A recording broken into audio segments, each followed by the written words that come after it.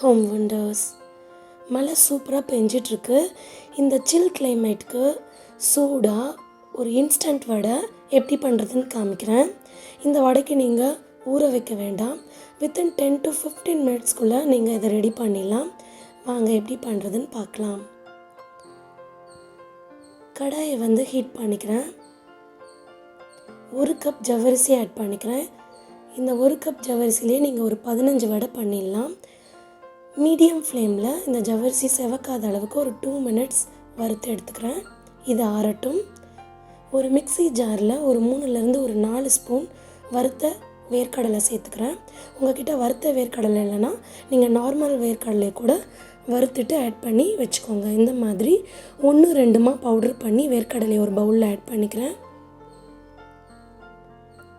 ஏற்கனவே ஜவ்வரிசி வறுத்து வச்சுருக்கோம்ல, அதையும் அதே மிக்ஸி ஜாரில் ஆறினதுக்கப்புறமா ஆட் பண்ணிக்கிறேன். இதை ஒரு ஃபைன் பவுடர் பண்ணி எடுத்துக்கிறேன். எந்த அளவுக்கு முடியுமோ அந்த அளவுக்கு ஒரு பவுடர் பண்ணி எடுத்துக்கோங்க. அதையும் வேர்க்கடலையோடவே நீங்கள் சேர்த்துக்கலாம். 2 உருளைக்கிழங்கை தோல் சீவி எடுத்துக்கிறேன்.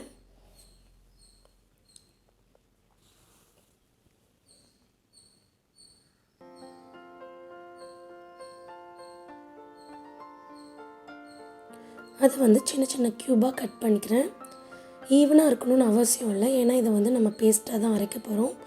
ஸோ 2 உருளைக்கிழங்கையும் தோல் சீவிட்டு இந்த மாதிரி கட் பண்ணிக்கிறேன்.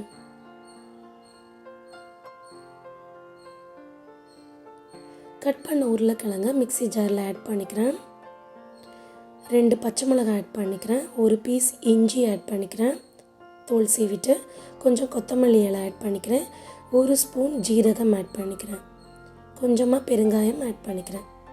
இது எல்லாத்தையும் தண்ணி விடாமல் ஒரு ஃபைன் பேஸ்ட்டாக அரைச்சி எடுத்துக்கணும்.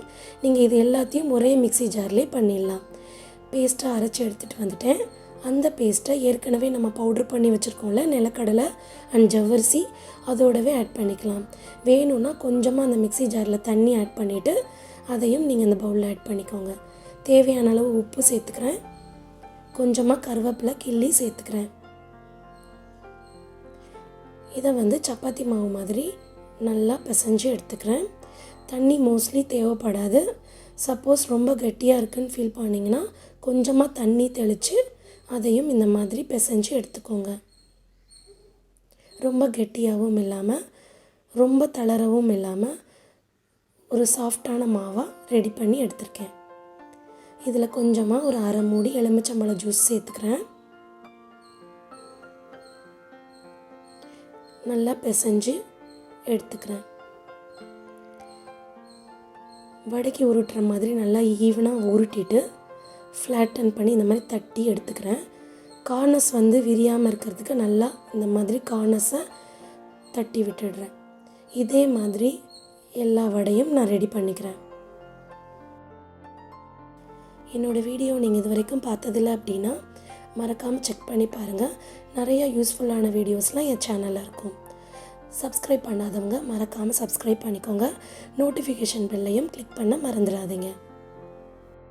வடை எல்லாத்தையும் தட்டியாச்சு. இப்போ எண்ணெயில் போட்டு ஃப்ரை பண்ணி எடுத்துட வேண்டியதுதான். மீடியம் ஃப்ளேமில் ஒரு 5 மினிட்ஸ் நல்லா இதை ஃப்ரை பண்ணி எடுத்துக்கலாம்.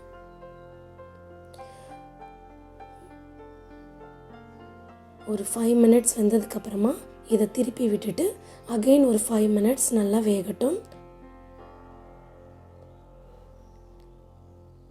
இந்த மாதிரி கோல்டன் ப்ரௌனாக ஆனதுக்கப்புறமா இதை எடுத்துடலாம்.